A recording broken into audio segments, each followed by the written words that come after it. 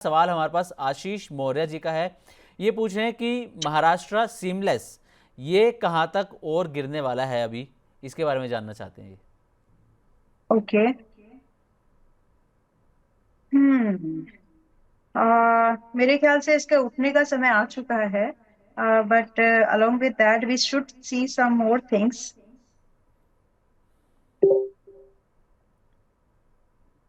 देखिए, ये इससे ज्यादा आप इसको बस ज्यादा से ज्यादा 550 तक ही गिरता हुआ देख सकते हैं। इससे ज्यादा की इसमें जगह बची नहीं है। और ये मैं सिर्फ टेक्निकल के बेस पर ही नहीं, इसमें हम फंडामेंटल्स को बात करें तो यहाँ पर क्वार्टर में प्रॉफिट दिख गया है इस बार। तो ये फाइनेंशियल्स जो है, ऐसे गिरे पिटे प्राइस जब हो जाते हैं ना, और वहां पर अगर कंपनी प्रॉफिट दिखा दे तो ये अट्रैक्शन पॉइंट बन जाता है। और साथ में अगर आप महंगे ना हो तो दोनों तीनों चीजों का जो कॉम्बिनेशन बनता है, तो वहां से रिबाउंड के जो चांसेस हैं वो ज्यादा बनते हैं। And wonderful thing that happens in such way कि आपका जो रिस्क है ना वो बहुत छोटा सा हो जाता है। तो ज्यादा से ज्यादा ये स्लाइड हो सकता है इन माय ओपिनियन 550 तक। अगर आप इसमें 520 रुपए का स्टॉप लॉस मेंटेन कर सकते हैं तो आज से थोड़ा थोड़ा थोड़ा सा आज बाय करिए ताकि आपकी ट्रैकिंग में रहे ये स्टॉक। और जैसे ही 300 550 के आसपास आए तो वहां पर आप और एक्सपोजर डाल सकते हैं इन माय ओपिनियन। रही बात कि हम इसमें टारगेट के एक्सपेक्टेशन क्या रखेंगे, पहले तो कंसोलिडेशन समझते हैं कि लगभग आज से कुछ हफ्तों तक ये आपको 550 580 इसी रेंज में दिखने वाला है, तो परेशान नहीं होना है। लेकिन इसके बाद जब ये ब्रेकआउट करेगा तो सीधा आपको यहाँ पर 640 से लेकर के 730 तक के अच्छे भाव देखने के लिए मिलेंगे। और इसमें जो ओवरऑल फेज आप मान के चले, ज्यादा नहीं, 3 से 4 महीने का ही आउटलुक रखे। जैसे ये टारगेट हो जाए पूरा प्रॉफिट बुक करके बाहर हो जाइएगा। ओके, तो आशीष जी 520 रुपये का एक स्टॉप लॉस, और उसके बाद मैम की ये भी सलाह है कि आप चाहें तो स्टैगर्ड मैनर में यहाँ पर पैसा लगा सकते हैं। थोड़ा थोड़ा करके आज से आप पैसा इसमें लगा सकते हैं। करंट लेवल से भी 550 के आसपास आता है तो आप इसमें और एड ऑन भी कर सकते हैं। अगला सवाल जावेद अख्तर खान जी का, ये मनी 9 के मेंबर है मैम। इनका सवाल सोना BLW पर है कि इनकी बाइंग प्राइस जो है वो 438 रुपीज़ है, और इसमें अभी पूछ रहे हैं कि क्या करना चाहिए मैम सोना BLW में। ओके। आज तो ये 2% के लगभग गिरा हुआ है। एंड सोनोकॉम्स में डिस्क्लोजर में देना चाहूंगी, just let me check the date once please. 8 April को, 8 अप्रैल में हमने इसमें बैंक रिकमेंडेशन दिया था 370 से 410 के पास में। एंड जो टारगेट्स थे इसमें वो मिल चुके हैं आई थिंक। तो ये, I mean it was a call from our side. तो ये एक एक्टिव कॉल है जिसमें कि जो सेकंड फेज के टारगेट है वो हिट होना बाकी है। फर्स्ट फेज टारगेट हिट हो चुके हैं। साथ में स्टॉक ऑप्शन में और फ्यूचर्स में भी ये रिकमेंडेशन अभी पिछले महीने भी हमने दिया था, कॉल, बाइंग कॉल के लिए। So this is the disclosure. और अभी ये चल रहा है लगभग यहाँ पर 472 के प्राइस पर अप्रोक्सीमेटली। यहाँ से मेरा नजरिया यह है कि थोड़ा बहुत और कंसोलिडेशन फेज को एक्सपीरियंस करेगा। अगर बाइंग लेनी भी है तो आपका बाइंग भाव बढ़ना चाहिए 450 के आसपास में। तो 450 पर आए तो ही ले।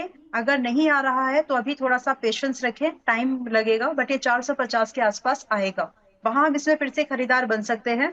साथ में जो एक एवरेजिंग पॉइंट भी बनेगा, इसमें आपको थोड़ा सा ना स्ट्रेटेजिकली चलना चाहिए। जहां पर आपको एवरेज एक बार होने की जरूरत पड़ सकती है, होगा ही ये, पॉसिबिलिटीज कम है बट लाइक हो सकता है, चांसेस कम है। तो अगर ये 420 के एक बार आसपास आए तो थोड़ा बहुत और एड ऑन कर लीजिएगा। Combined stop loss 390 is more than enough, because अब जो मैं टारगेट आपसे डिस्कस करने जा रही हूँ उसको यही जस्टिफाई करता है। तो यहाँ आपको कम से कम 520 का एक पहला टारगेट मिलेगा if you are getting into this stock at 450 से लेकर के 420 की रेंज में। और यहाँ 520 के पहले टारगेट के बाद आप यहाँ आसानी से 570 भी आते हुए देख सकते हैं। मैं सिर्फ 2 क्वार्टर्स की बात कर रही हूँ।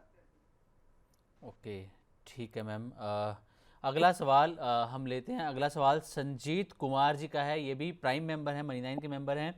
ये पूछ रहे हैं स्टाइलम इंडस्ट्री 2002 रुपये की इनकी बाइंग है मैम। आप इसमें आपका व्यू जानना चाहते हैं कि इसको क्या करें, होल्ड करके रखें, सेल कर दें, क्या करें मैम इसमें। आप मुझे एक बार स्टाइल है, ओके, थैंक यू, जी। आपने उसको स्क्रीन पर दिखा दिया है। अम, ठीक है। 2000 कितने की बाइंग बताई इन्होंने? दो ठीक है। हज़ार दो रुपये मैम। 2,002 रुपए होल्ड कर लीजिए, कोई प्रॉब्लम अभी तो नहीं दिख रही है। यहाँ पर एक चीज और मैं देखना चाहूंगी इसके थोड़े से। ठीक है, ओके। आप इसको होल्ड करके बिल्कुल रख सकते हैं। यहाँ जो देखिए चांसेस बनेंगे आज की रेट से भी, अगर इनफैक्ट कोई फ्रेश बाय करना भी चाहे तो भी आज की डेट से यहाँ पर 2,200 से लेकर के 2,500 तक के भाव ओपन है, टारगेट हिट हो सकते हैं, पॉसिबल है।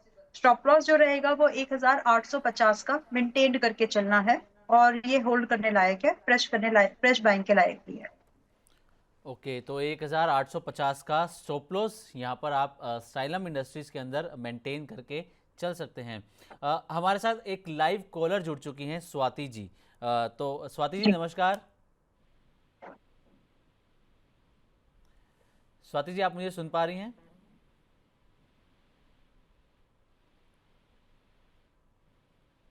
स्वाति जी, क्या आप मुझे सुन पा रही हैं? चलिए, स्वाति जी का सवाल हमारे पास मैम आ गया है। इनका सवाल नीवा जी। बूपा पर है, जालंधर से ओके। ये हैं। इनका सवाल है कि इनके पास नीवा बूपा के 500 शेयर हैं, 82 रुपीज़ के भाव पर है मैम, तो इसमें ये क्या कर सकती हैं? मुझे लगता है स्वाति जी ने पहले भी ये सवाल मुझसे ही पूछा है, कहाँ पूछा मुझे याद नहीं आ रहा है। जी देखिए आप अभी इसमें बने रहिए। मैंने जो स्टॉप लॉस दिया है वो 71 का दिया है, if I am not wrong, या मुझे जहां तक याद आ रहा है 71 के साथ में इनफैक्ट मैंने आपको एवरेजिंग भी दिया था। तो बाय द वे, अगर आप आज की डेट में इसमें नजरिया देख रहे हैं तो आप इसमें थोड़ा बहुत ऐड करके चल सकते हैं। कंबाइंड स्टॉप लॉस 71 का होगा। एवरेज टारगेट जो हम यहाँ पर देखेंगे वो 80 ऑनवर्ड्स अप टू 84 एंड 87 के होंगे। ये एक रिवाइज टारगेट्स हैं जो मैं आज आपके साथ में शेयर कर रही हूँ। इसके बाद भी आप इसको चाहें तो होल्ड कर सकते हैं, क्योंकि इसमें एक रीबाउंड की पॉसिबिलिटीज है। द ओनली थिंग कि इस स्टॉक में क्यों थोड़ा सा स्लो मूवमेंट देखने के लिए मिल सकता है, वो है इसकी वैल्यूएशन। सेक्टर जो है ओवरऑल इंश्योरेंस इंडस्ट्री 65 के मल्टीपल्स पर है, लेकिन ये स्टॉक 90 प्लस के मल्टीपल्स पर है। तो यही एक ऐसा रीजन है जो, और साथ में इसमें प्रॉफिट नहीं आया है अभी, तो ये ऐसे ही रीजंस है जिसकी वजह से स्टॉक पिकअप नहीं कर पा रहा है, और ये फंडामेंटल कंसर्न है। तो सिर्फ टेक्निकल के बेस पर ही नहीं, आपको ये चीजें देखनी होती है कि क्या स्टॉक अपने प्राइस को, जो आज हम प्राइस देख रहे हैं, उसको जस्टिफाई इसके फंडामेंटल्स कर रहे हैं।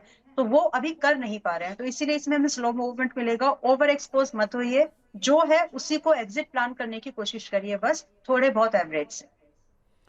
ओके, तो स्वाति जी, आपसे लाइव बातचीत नहीं हो सकी, लेकिन आपका सवाल हमें यहाँ पर मिल गया था। जैसा कि वीएलए अम्बाला मैम ने बताया कि नीवा बूपा में स्टॉप लॉस 71 रुपीज़ का आप लेकर चल सकते हैं, और एवरेज टारगेट जो इसमें है वो 80, 84, 87 तक के आपको देखने को यहाँ पर मिल सकते हैं। रिबाउंड की पॉसिबिलिटीज़ हैं।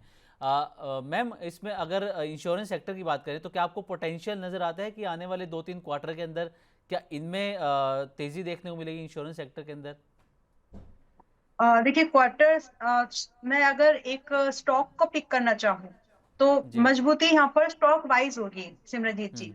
ऐसे नहीं है ओके। कि मतलब सबको ही नहीं भागेंगे, जिसको जितना, क्योंकि वैल्यूएशन जो है इस इंडस्ट्री, ये भी एक सर्विस इंडस्ट्री है ना। जैसे कि अभी हमने म्यूचुअल फंड वाले स्टॉक्स की बात की, तो जी it's not kind of a deliverable जैसा कुछ नहीं है ना। तो इस सर्विस इंडस्ट्री में ये बहुत ही मैटर करता है कि आपको जो स्टॉक आप पिक कर रहे हो उसके फंडामेंटल्स एक्सट्रीमली अच्छे होने ही चाहिए, अदरवाइज पिट जाएगा स्टॉक। तो आज की राइट। डेट में अगर मैं बात करूं ओवरऑल इंश्योरेंस सेक्टर में, तो पॉलिसी बाजार की जो पोजीशनिंग है मुझे पसंद आती है। और जो ओके। धीरे धीरे ही सही, लेकिन जो क्लाइंट जो बढ़ रहा है साथ में, और ये अवेयरनेस और बढ़ेगी, it's not going to reduce. In my बिल्कुल। फैमिली में मेरे पर्सनल अनुभव से बता सकती हूँ, इंश्योरेंस को जितना इग्नोरेंस हमारे माता पिता या फिर हमारे दादा दादी जी कर चुके थे, आज की जनरेशन वो रिस्क ले ही नहीं सकती। If they can write. Afford, they will try.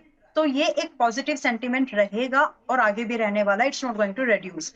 Now valuation wise अगर मैं बात करूं तो कंपनी बहुत ज्यादा, अगर हम देखें पॉलिसी बाजार की मैं बात कर रही हूँ, तो सेक्टर का आउटलुक तो हमने डिस्कस किया कि ये बढ़ेगा, जी। कम नहीं होने वाला है। हम्म। और अगर पॉलिसी बाजार की बात करूं तो ये कंपनी मतलब it's a beautiful pick. Why? Profit है ईयर ऑन ईयर बेसिस पर, क्वार्टर ऑन क्वार्टर बेसिस पर, और हालांकि जो मल्टीपल्स है वो महंगे हैं, लेकिन जी। अभी पॉसिबिलिटीज हैं इसमें कि ये एक अच्छा मूवमेंट कर सकती है। And gradually it's a mid cap company, तो यहाँ पर रीबाउंड के जो चांसेस हैं, एक safe pocket from insurance sector, ये लगती है मुझे। तो अगर पर्सनल इंश्योरेंस वगैरह की या जनरल इंश्योरेंस सेक्टर की बात करें तो तो जी। पॉलिसी बाजार आज के डेट में खरीदने लायक स्टॉक लगता है। बस आप इसको ऐसे समझे कि आप इसको अपने इंश्योरेंस के खर्चे निकालने हैं आपको, ऐसे समझ के जब आप इसमें इन्वेस्ट कर रहे हैं 3-4 साल के लिए, तो ये अच्छा जी। उम्दा परफॉर्म कर सकता है। ये स्टेटमेंट देना जरूरी था ताकि आपके इंश्योरेंस के जो खर्चे हैं ऐसे ही कुछ स्टॉक्स निकाल सकते हैं। तो इसमें से ये एक बिल्कुल। है। और आज ये 1800, 1700, 1820 के आसपास, 1810 के आसपास रेंज में चल जी। रहा है। And I wouldn't be surprise कि अगर ये 2200 इसी साल निकाल दे, मतलब इस फाइनेंशियल ईयर, दिसंबर की बात ओके। नहीं कर रही हूँ, इसी फाइनेंशियल ईयर में निकाल दे, और इसके बाद ये 2500 के भाव के लिए भी तैयार हो रहा है। सिर्फ कुछ क्वार्टर्स की ही बात है। रही बात स्टॉप लॉस, तो स्टॉप लॉस हम यहाँ पर लगभग 1600 का क्लोजिंग बेस पर मेंटेन करके चल सकते हैं। बट इट्स ये खरीदने लायक है, इसको खरीद लेना चाहिए मेरे हिसाब से। ओके, तो पीबी फिनटेक को खरीदा जा सकता है यहाँ से। आपको इसी फाइनेंशियल ईयर के अंदर 2000 रुपये तक के भी आपको टारगेट इसमें देखने को मिल सकते हैं, और आगे 2500 तक का भी लेवल इसमें आप देख सकते हैं। 1600 रुपये का अगर आपके पास पीबी फिनटेक है तो 1600 रुपये का एक स्टॉप लॉस आप यहाँ पर लेकर चल सकते हैं। तो चलिए अगले सवाल की तरफ बढ़ते हैं। अगला सवाल हमारे पास साक्षी पाल जी का है। इनका सवाल मैम पूनावाला फिनकॉर्प पर है। पूनावाला के 570 के प्राइस पर इनकी बाइंग है। अभी पूछ रहे हैं what to do ma'am, 15% loss में है ये। एक मिनट, तो मुझे भी देखने दीजिए मैंने पूना वालों को कितने पर रेकमेंड किया है। जी। मेरी भी बाइंग यहाँ पर 510 की है, और 460 का था स्टॉप लॉस। तो क्या अपना स्टॉप लॉस हिट हुआ है या टारगेट? 27 अक्टूबर की बात है ये। ओके, तो ना तो इसमें भी टारगेट हुआ है ना स्टॉप लॉस। सो सिमरनजीत जी, डिस्क्लोजर 27 अक्टूबर को ये एक एक्टिव कॉलम मैंने इनिशिएट कराया था 510 के ओके। पास में। 575, 460 वर्थ द टारगेट्स, जो कि अभी हिट नहीं हुए हैं। सो ये शेयर करने के साथ साथ अब इसका आउटलुक एक बार हम लोग डिस्कस कर लेते हैं।